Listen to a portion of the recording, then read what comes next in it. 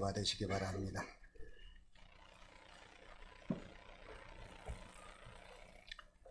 다시 기도하시겠습니다. 사랑의 하나님 은혜를 감사합니다. 저희들을 불러주시고 인도하시고 예배자로 여기까지 오게 하신 것은 전적으로 주님의 은혜인 줄로 믿습니다. 우리를 은혜를 입고 은혜 가운데 저희들이 여기까지 왔사오니 아버지 하나님 앞에 영광 올려드리게 도와주십시오. 주님께 존귀와 찬양과 모든 영광을 주님 앞에 올려드리는 존귀한 시간이 되게 하여 주시옵소서. 아버지 하나님께서 영광이요 우리에게는 하나님의 기쁨과 평강이 넘치게 도와주십시오. 예수 그리스도의 절대 평강이 우리의 삶을 지배하게 도와주십시며 이 시간 성령님의 강권적인 감동의 역사가 우리의 삶을 지배하게 하여 주시옵소서. 예수님 이름으로 축복하며 기도합나이다. 아멘. 예, 오늘 말씀의 제목은 구원의 연입니다. 하나님께서 우리 사랑교회 모든 성도님들에게 이 구원의 은혜가 넘쳐나는 귀한 시간이 이 시간 되시기를 예수님으로 축원합니다. 하나님의 교회에서 전파할 것은 성경 66권이죠. 성경 66권이 다른 걸 전파할 필요가 없는 겁니다. 이유도 없고요. 그래서 성경 66권을 참되고 바르게 선포되어져야지만이 그 교회가 바로 건강한 교회죠. 그게 건강한 교회의 기준은 뭐냐? 성경 66권이 참되고 바르게 전파가 되어져야지 그 교회가 건강한 교회입니다. 그러니까 설교자는 기록된 성경 말씀의 한도를 넘어가서는 안 돼요. 설교자의 경험도 중요하고 종교적인 어떤 그 의식도 중요합니다. 중요하지 않다는 얘기가 아니에요. 그러나 절제해야 돼요. 말씀 안에서 해야 된다 그 말이죠. 말씀을 벗어나는 그러한 것은 해서는 안 된다 이 말이죠. 그러니까 이걸 더 우리가 구체적으로 한다면 기복적인 신앙이 흘러서도 안 되고 신비주의적인 사상에 치우쳐져서 안 되고 구약과 신약을 전부 전파해야 되는데 구약은 배제하고 신약만 전해서도 안 되고 또는 신약을 배제하고 구약만 모세 오경만 전해서도 안 된다 그 말이에요. 하나님의 사랑과 공의를 조화롭게 선포하는 것이 교회가 되어야 된다 이 말입니다. 그래서 이 말을 신학적으로 하는 복음의 차한성과 피한성을 동시에 전하는 교회가 되어야 된다 그렇게 말씀을 드릴 수가 있습니다. 이 차한성이란 말은 뭐냐면 이 세상에서 일어나는 모든 일들이 차한성이죠. 그러나 피한성은 뭐냐면 이 세상 말고 저 세상 영원한 세상에서 일어날 모든 것을 갖다가 피한성이라고 이렇게 말하죠. 그러니까 여기와 저기 오늘과 내일 어제와 오늘과 내일 금세와 내세가 동시적으로 선포되어지는 그러한 강단이 건강한 교회다 그 말이죠.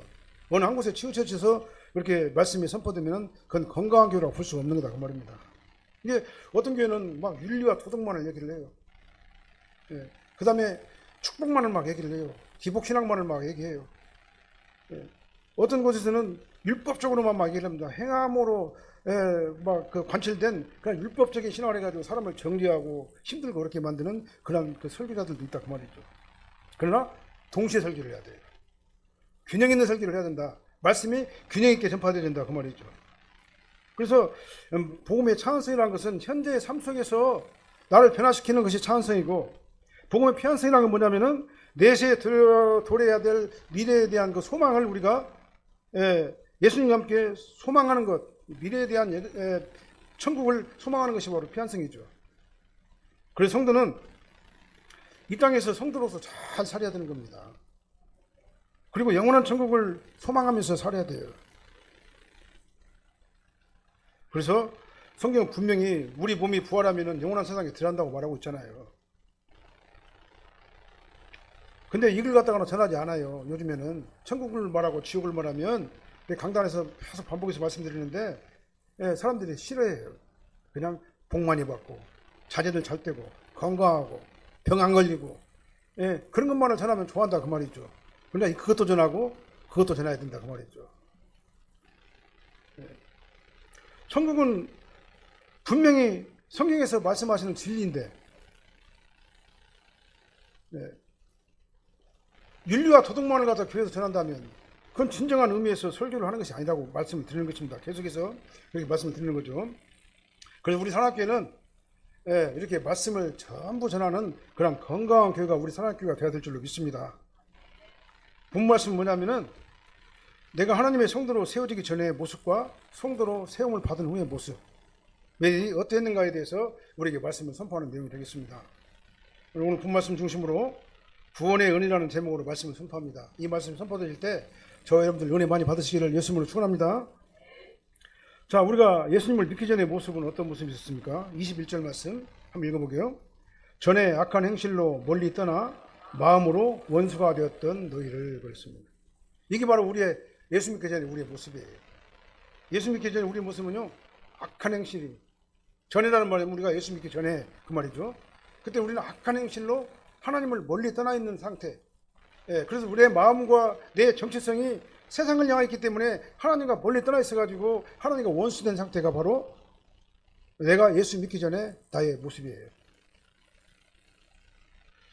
예수님을 구세주로 믿기 전에 모든 사람들의 행실이 바로 악하다 이렇게 말씀하잖아요. 그러니까 성경은 선과 악의 기준을 예수님을 기준으로 삼아요. 예수님 밖에 있는 자를 악하다, 예수님 안에 있는 자를 선하다 그렇게 말을 해요. 성경이 그렇게 규정을 하고 있습니다. 이게 단절됐다 이 말은 뭔 말입니까? 하나님과 나와 단절됐다 이 말은 뭐냐면은 하나님과 나와의 어떤 관계가 서로 커뮤니케이션이 안 된다 그 말이에요. 소통이 안 된다 그 말이죠. 그러니까 인간이 가장 행복할 때가냐, 하나님과 나와의 막혔던 담이 헐어지고 내가 하나님의 평강 안에 들어가고 은혜 안에 들어가가지고 하나님과 더불어서 교통하는 것, 하나님과 소통하는 그 상태가 가장 행복한 상태다 그 말이죠. 우리 인간은요. 근데 그것이 단절된 상태가 바로 영적 죽음의 상태가 온 거다 그 말이죠. 그러니까 하나님이 없고 이 세상에 악한 행실로 떠나 있는 마음은 어떤 상태냐? 라면은요, 하나님의 임재가 사라진 상태다 그 말이죠. 그게 하나님과 교통이 없는 상태이기 때문에 그가 악하게 된 것이고 그가 세속적인 사람으로 전락하게 된 거다 그 말입니다. 그러니까 하나님을 떠나 있는 사람의 상태가 뭐냐면 바로 뭐냐면 그 마음이 흑암의 권세에 사로잡혀 있어요. 그냥 죄에 질리 끌려다녀요. 하나님과 원수가 될 수밖에 없다 그 말이죠. 우리가 예수님을 믿기 전에 하나님과 원수였다는 사실을 우리는 잊어서는 안 돼요. 내가 구원받기 전에는요, 하나님과 원수된 상태로 그렇게 살았었어요. 그리고 하나님의 원수된 상태는 뭐냐면은 영원히 저주를 받아가지고 영원한 지옥불에 던져질 상태가 바로 하나님과 원수된 상태예요.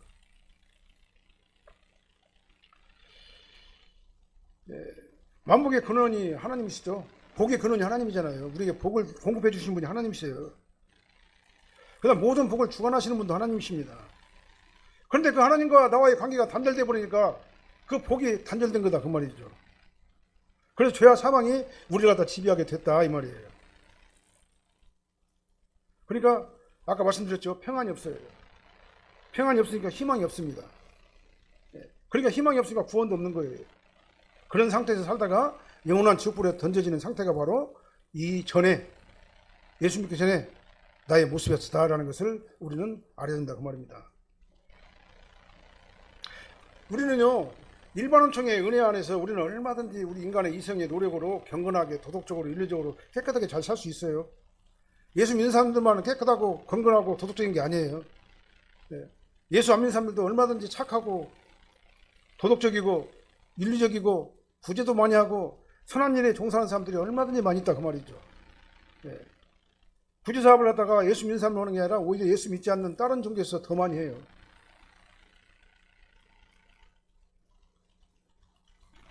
그건 일반원청에 의해 가지고 하나님께 주신 그 질서대로 다 움직이게 되는 것이죠. 그러나 그 안에 예수님이 없으면 그런 모든 것들이 다 헛것이다라는 것을 성경은 말씀하고 있는 거예요.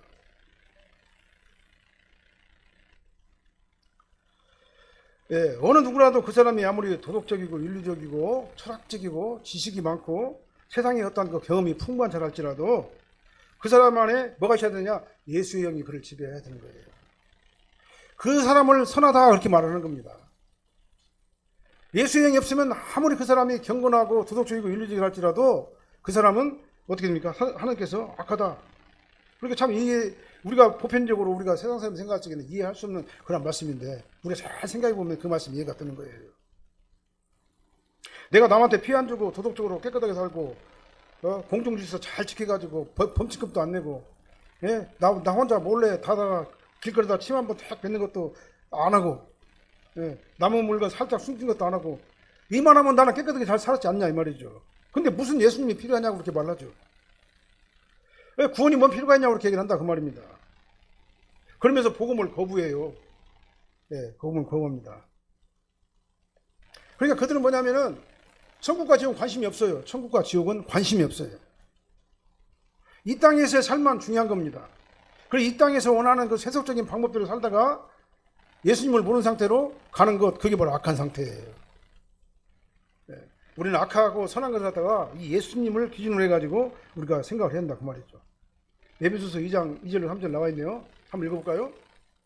그때 너희는 그 가운데서 행하여 이 세상의 풍조를 따르고 공중의 권세를 잡은 자를 따랐으니 곧 지금 불순종의 아들들 가운데서 역사하는 영이라.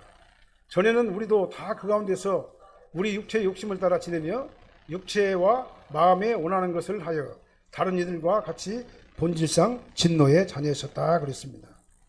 이게 바로 예수 믿기 전에 우리의 모습이에요. 그러니까 성경은 뭐라고 하냐, 한결같이 뭐가 악하냐, 예수 안에 있는 것이 선하고 예수 밖에 있는 것이 악하다 그렇게 말하는 겁니다. 그래서 예수의 영이 우리가 다 지배해야지만 그 사람이 비로소 선한 사람이 되는 거예요. 그래서 전에 우리는 이 세상의 풍조를 따랐다고 그랬잖아요. 이 본문에 보니까 이 세상의 풍조를 따랐다는 건 뭐냐면 세상의 죄악된 가치관에 몰입돼 가지고 그 가치관이 정상적인 것으로 착각하면서 살았다 그 말이에요. 그러니까 공중권세를 잡은 사탄의 조종을 받을 수밖에 없다 그 말입니다. 우리가 일반원 중에 실수를 해서 그가 윤리적이고 도덕적이라 할지라도 결국은 그를 지배하는 게 뭐냐, 악한 사탄막이 권세이기 때문에 결국은 욕심이 그 행위 가운데서 드러나게 될 수밖에 없다라는 사실을 오늘 본문을 통해서 말씀하고 있는 겁니다. 그래서 우리가 이 불순종에게 질질 끌려다니게 되면 육심의 욕심을 따라 살 수밖에 없어요. 그리고 육체의 마음이 원하는 것을 할 수밖에 없습니다. 이것이 바로 우리가 예수님 밖에 있었던 과거의 우리의 육신의 모습이었어요. 그래서 육체의 소욕이 악한 사탄의 권세의 지배를 받기 때문에 육체의 소욕의 지배를 받는 건 당연한다고 말했죠. 육체의 소욕이 뭔가 우리 잘 알죠. 갈라디아서 5장 19절에서 21절 한번 읽어볼까요?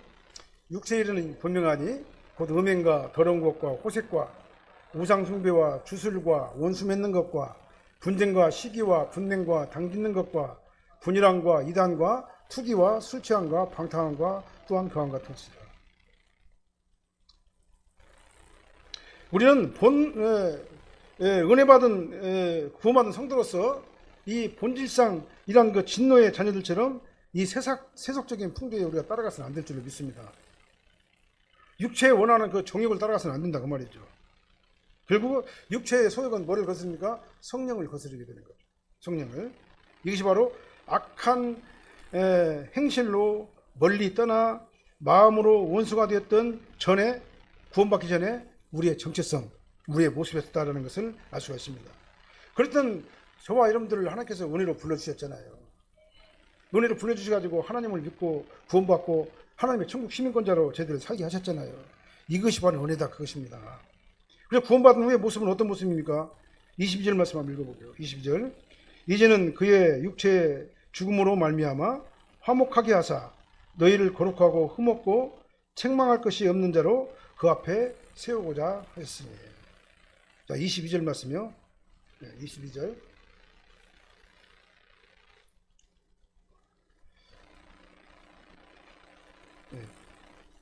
여기 저 주부에 보면 나와 있어요. 한번 같이 한번 읽어볼게요. 이제는 그의 육체의 죽음을 말미암아 화목하게 하사 너희를 거룩하고 흠없고 책망할 것이 없는 자로 그 앞에 세우고자 하셨습니다. 자, 이제 구원받은 저와 여러분들은요, 예수 그리스도의 화목제물을 통해 가지고 우리가 생명을 얻게 된 거다 그 말이에요. 구원받아 가지고 하나님의 자녀가 된 성도의 모습은, 그러니까 어떤 성도의 정체성이 뭡니까? 거룩하고 흠없고 책망할 것이 없는 자로 우리 신분을 변화시켜 주셨어요. 그러니까 우리는 이제 어떤 자입니까? 거룩하고 흠없고 책망할 것이 없는 그런 신분으로 우리가 변화받은 게 우리의 정체성의 모습이에요. 이전에 우리의 모습은 본질상 진노의 자녀였잖아요.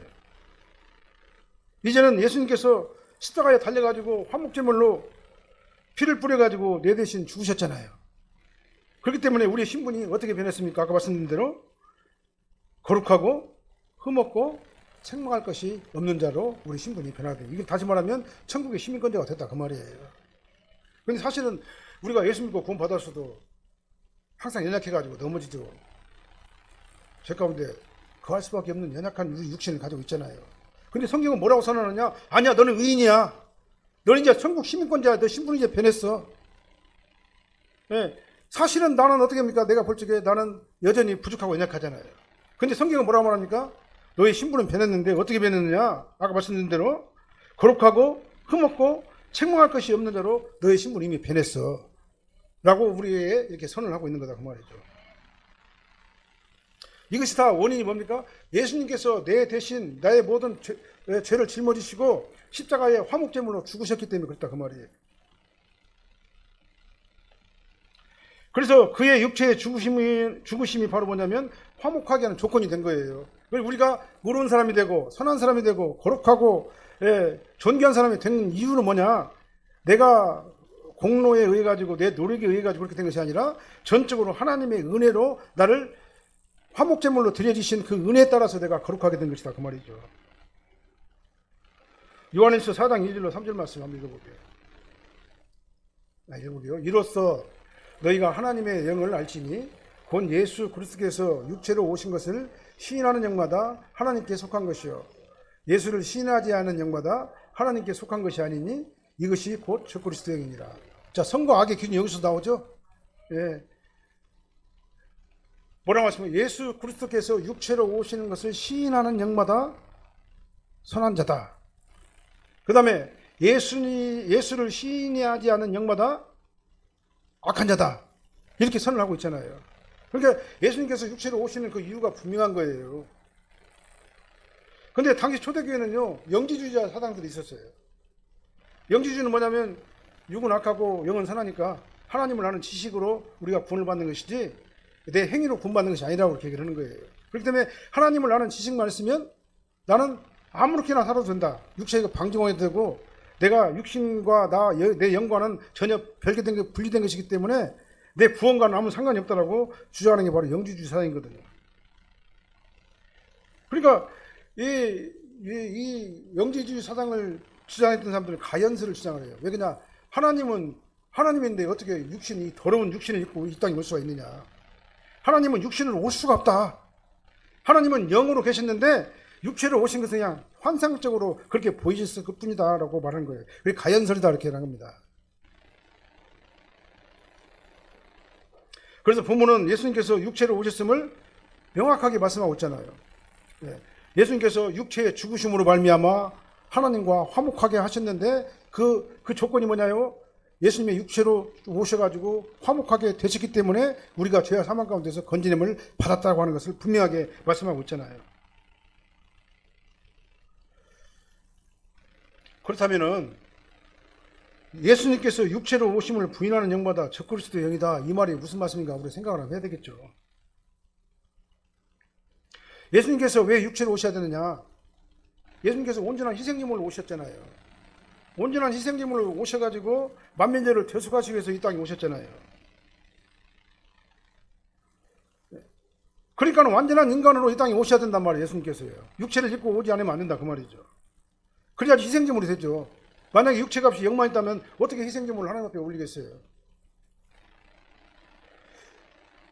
그래야지만이 하나님의 작정대로 만민죄를 대속하기 위한 화목제물로 드려야지만이 만민의 죄가 대속되는 것 아니겠습니까? 근데 영지주의자의 주장처럼 예수님께서 육체로 오신 것이 아니라 예수님께서 육체로 오신 것이 아니라 영으로 와가지고 육체가 없다고 말한다면은 화목제물이 될 수가 없다 그 말이에요. 그렇다면은 하나님의 작정에 오류가 생기는 거죠. 하나님께서는 분명히 예수님을 통해 가지고 화목제물로 드려 가지고 만민죄를 대속하는 것이 하나님의 작정이잖아요. 성경이 그렇게 되어 있잖아요. 근데 만약에 예수님이 영으로 왔고 육체로 오지 않았다면은 하나님의 작정이 잘못된 거잖아요. 그럼 하나님 말씀이 잘못된 거죠. 그 영지주의자들은 이제는 결국은 뭐까지 의심하게 되냐면 예수님의 십자가 구속의 사건까지도 부인한다 그 말이죠.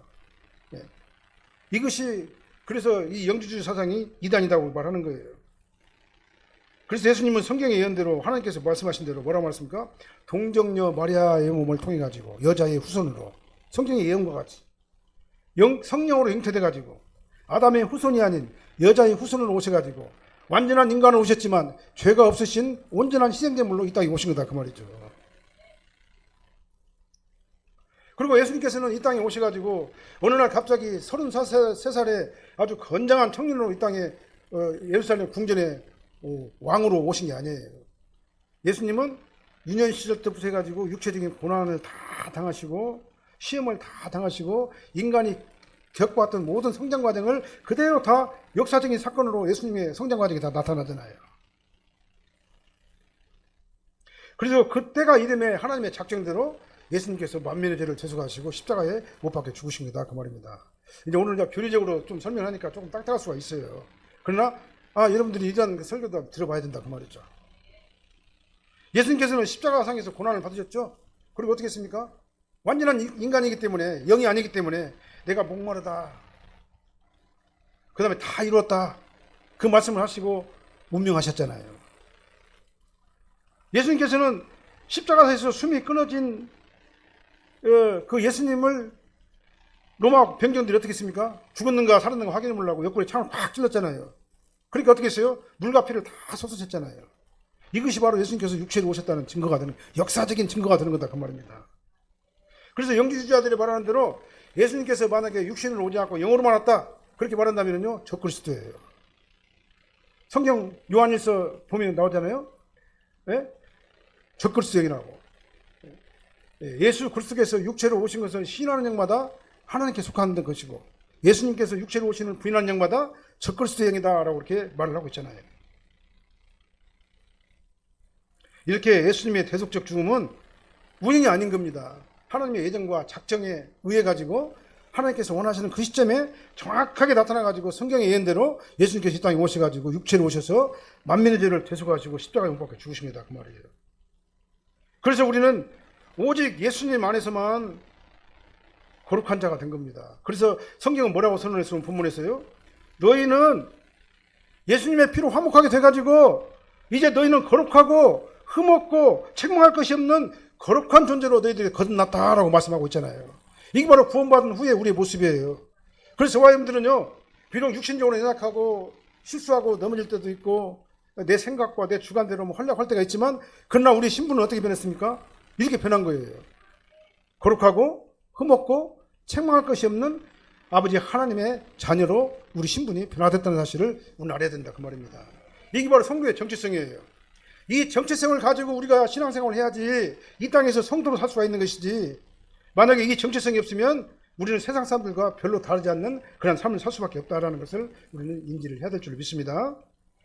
그렇다면 23절 말씀 보니까 예수님을 믿고 구원받은 성도의 자세에 대해서 나오고 있죠. 한번 읽어볼까요?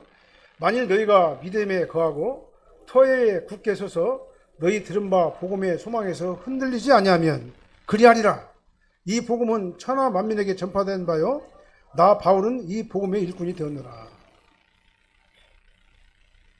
우리의 정체성은 어떻게 되겠습니까?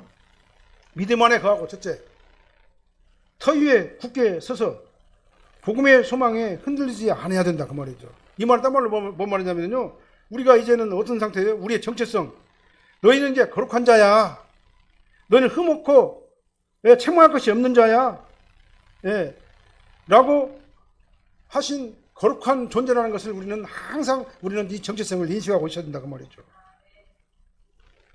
그래서 우리가 하나님과의 바른 관계를 유지하는 방법은 믿음과 소망이에요. 믿음과 소망. 두 가지로 딱 나눌 수 있어요. 믿음과 소망. 누구를 믿어요? 예수님을 믿어야 돼요. 어떤 예수님을 믿어요? 예수님께서 나 같은 죄인의 죄를 다 용서하시고 내 대신 십자가 희생제물로 대신 그 사실을 믿어야 되는 겁니다. 그리고 뭘 믿어야 됩니까? 나는 이제 예수님을 통해 가지고 영원한 천국 백성이 되었다. 천국의 소망을 가지고 있는 천국 시민권자가 저희들이 되어야 된다 그 말이죠. 그래서 믿음과 소망이 우리의 정체성이 되어야 된다 그 말이에요. 믿음 안에 거하라 그 말이 뭔 말입니까? 믿음을 지속적으로 유지하라 그 말이 원어적인 의미예요. 그러기 위해서는 어떻게 됩니까? 우리는 항상 깨어 있어야 되는 거예요. 그럼 터 위에 굳게 서라. 그 말이 무슨 말씀입니까? 믿음을 기초를 굳건하게 하라. 그런 의미가 되는 것이죠. 그러니까 이 말을 둘이 합치면 한 문장인데요. 어떤 문장이냐면은 믿음 안에 바로 서가지고 믿음을 방해하는 모든 대적들을 물리쳐라. 말씀으로 대적하라. 그런 의미예요. 우리가 전적인 은혜로 구원받은 성도는요, 믿음의 기초를 잘 잡아야 돼요. 그래 믿음을 지속적으로 유지를 해야 돼요. 그러니까 우리는 흔들리지 말아야 됩니다. 의심하지 말고 믿고 말씀대로 순종하면서 이 땅에서 성도로 살아야 된다 그 말이에요. 그래야지만이 복음의 소망에 흔들리지 않는 그러한 정체성을 가지고 우리가 신앙생활을 할 수가 있는 겁니다. 이 본문의 말씀을 왜 했냐면요, 당시 골로새 교인들의 영지주의자들 이단들이 있었잖아요. 그 다음에 거짓 교사들이 와가지고 성도들 미혹했어요. 거짓 교사들이 와가지고 너희들 예수만 믿고 공부하는 게 아니야. 율법도 잘 지켜야 돼. 그 다음에 예수님은 하나님이기 때문에 영으로 왔지 육체로 오지 않았어. 이런 미혹들이 이 골로새 교회에 막 만연하게 퍼져 있었다 그 말이에요.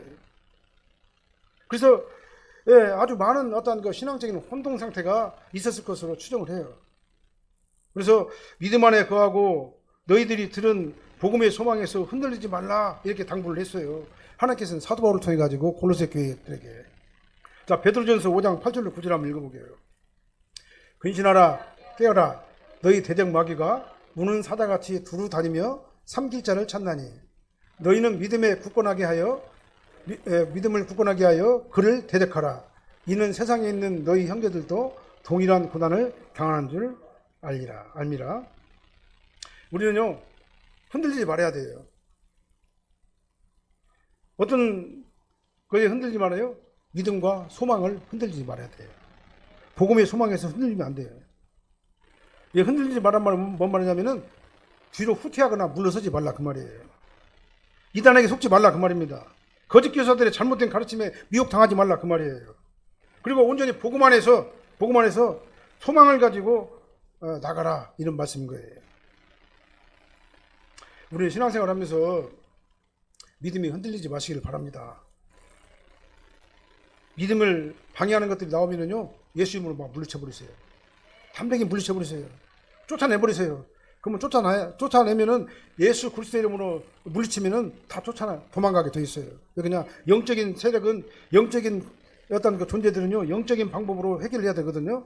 나한테 의심이 오고 두려움이 오고 믿음이 식어지는 그런 것들이 오게 되면요 예수 이름으로 막 물리쳐버리세요. 그냥 사탄아 물러가라고 그냥 해버리세요. 그냥 여러분들 스스로 내 마음속에서 명령하시길 바랍니다. 우리도 이 믿음으로 견고한 터를 잡아가지고 확고한 믿음 안에 거하게 되면은 하나님께서 저 사람들을 뭐라고요? 거룩하고 흠없고 책망할 것이 없는 온전한 자다라고 우리에게 축복을 해주시는 줄 믿으시길 바랍니다. 이렇게 해야지만 우리가 이 세상에서 성도로 살 수가 있는 거예요.